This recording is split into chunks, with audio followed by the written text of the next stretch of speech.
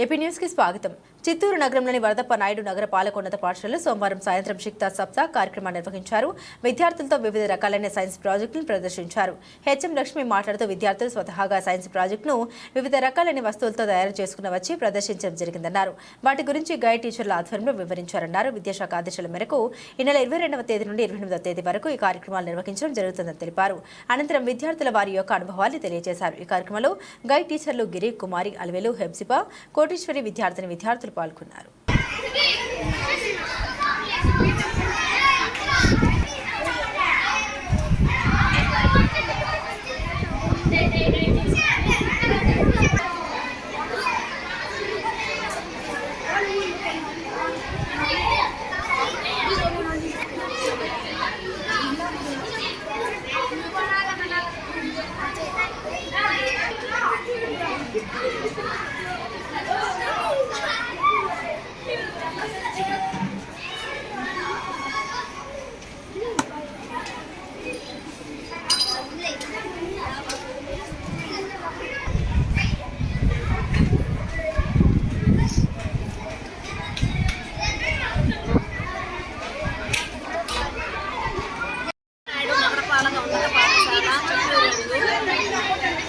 ఎన్ఈపీలో భాగంగా ఈరోజు మా పాఠశాలలో శిక్షా సప్తాహ్ కార్యక్రమం నిర్వహించడం జరిగింది.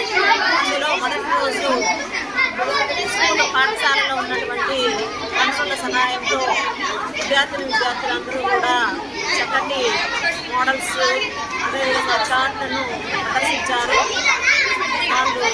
దాంట్లో ఈరోజు కార్యక్రమం ముగిసింది. అదేవిధంగా విద్యార్థులు చాలామంది ఎక్కువ మంది పార్టిసిపేట్ చేయడం నాకు చాలా ఆనందంగా ఉంది. అదేవిధంగా రోజుల ప్రోగ్రాంలు కూడా ఇదే మాదిరిగా మేము కంటిన్యూ చేయడానికి నేను విద్యార్థుల్ని ప్రోత్సహిస్తున్నది కూడా తెలియజేస్తున్నాను.